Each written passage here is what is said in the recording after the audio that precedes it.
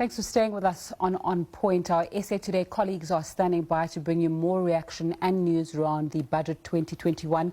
Let's just recap on some of what took place a little bit earlier on. I was hearing some groans in studio as Finance Minister Pieter Faber announced some of the increases around so-called sin taxes. A 340 ml can of beer or cider will cost an extra 14 cents. A bottle of sparkling wine at 750 millilitres will cost an extra 86 cents. A bottle of spirits, including whiskey, gin or vodka, will increase by R5.50. A package of cigarettes for those who smoke will cost an extra R1.39. Piped tobacco will cost an extra 47 cents. And Finance Minister Pieter Faber making a joke there, saying he apologizes to some former presidents, obviously referring to former President Thabo Mbeki, who's known for his fondness of a pipe. A 23-gram cigar will be R7.71 more expensive. So those are some of the increases that are coming in with immediate effect when it comes to alcohol and cigarettes. There was also mention of the Africa Continental Free Trade Area and that agreement and South Africa's place in it, saying that the budget takes commitment to the continent of which we are part of seriously. Payments to the Southern African customs unions have been revised upwards to R1.9 billion. The Africa Continental Free Trade Agreement, which came into place earlier on this year following the budget, will be supported, and National Treasury will continue to work with industry bodies to try and continue promoting South Africa as the financial hub for Africa. You know, our title before was the largest economy in Africa. We were overtaken by Nigeria, and now South Africa is said to be the most advanced economy on the continent, and the South African government obviously going to try and continue selling for that, saying that in order to improve the economy and in order to improve access to African markets, in order to achieve those objectives, the 6 busiest border posts will be upgraded and then expanded. There will be significant infrastructure interventions using a PPP model. Speaking of infrastructure, we know that over 700 billion rand invested into infrastructure to try and grow the economy, make sure things work and that there's space for business to flourish. Also an announcement of that possible dip in corporate tax. Many South African companies have been complaining for a while that the 28% corporate tax rate is too high, saying the world average is around 23%. We know that there are places with higher corporate tax than South Africa, but in general, they say it's too much. So that decrease to 27%, if it happens, will be very good for corporates, saying that they'll be able to have more money to spend in the country and get the economy flowing a little bit more. When it comes to the debt outlook, there was a concern about a fiscal cliff, rather, South Africa going off a fiscal cliff.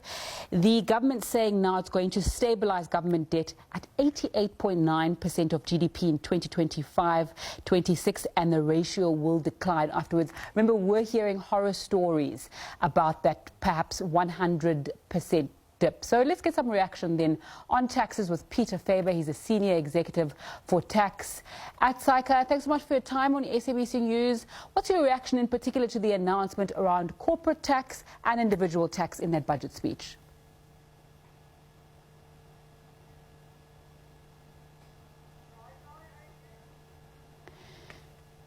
Pieter, if I can just ask you to pause there while we get the sound back up. We apologize for that. We're continuing to talk about, obviously, government debt, what's taking place there. The total consolidated spending amounts to 2 trillion rand each year over the medium term, the majority of which will go towards social services. So let's go back to Pieter Faber there. Very good afternoon to you. Your reaction to the budget speech, especially when it comes to corporate tax and individual. Thank you very much. I think, one, the corporate tax rate was requested by business last year, and it is welcomed that the Minister has listened. And I think the no tax increases, once again, was another quite clear submission that we are feeling quite overtaxed and burdened, and those are welcomed. And as the Minister noted, there were quite a lot of changes coming from the medium-term budget policy statement, even though we've seen a bit better collections than other. But I think that the main theme still is we're not seeing too much detail, and we're still seeing a lot of promises we've seen before, like, for example, the promises of meeting certain thresholds on debt. Yet we aren't seeing spending go down. Some of the things in the medium-term budget policy statement, on, for example, the employment costs are not going down, as the Minister had said, but actually going up again. So lots of still concern as to, are we really promising things we can deliver on? I think that's the main thing. There's still a lot of questions hanging on. And same with the narratives on the numbers. In understanding, for example, the promise of a surplus in 2025. That is not a surplus in totality on the main budgets. That's excluding debt service costs, which nearly reached 400 billion, is the fastest growing item on this list for the next few years. And that's only a surplus in that, unlike in 2007, where we actually had a surplus on the main budget.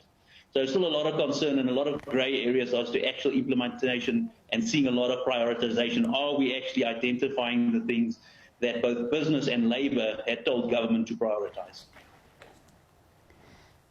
Pieter Faber, is there anything that was left out by Finance Minister Tito Mboweni during that budget speech that you would have liked to see addressed? I think one thing we are looking at, there was a slight mention was on the professionalisation and productivity. So we saw a little bit of money being a pilot program run and 50 million allocated that as to productivity and reviewing. And as I said, the one thing we haven't seen was the promise in the medium-term budget policy statement of a reduction in employment costs. And I don't think we're seeing significantly on that being implemented going forward either. Pieter Faber from SAICA, thanks so much for your time on SABC News this afternoon. Thanks. So we're going to continue getting more reaction. Mamelo Matinkinga from FNB joins me live now. Thanks so much for your time on SABC News. Your reaction to the budget speech by Finance Minister Tito Mboweni.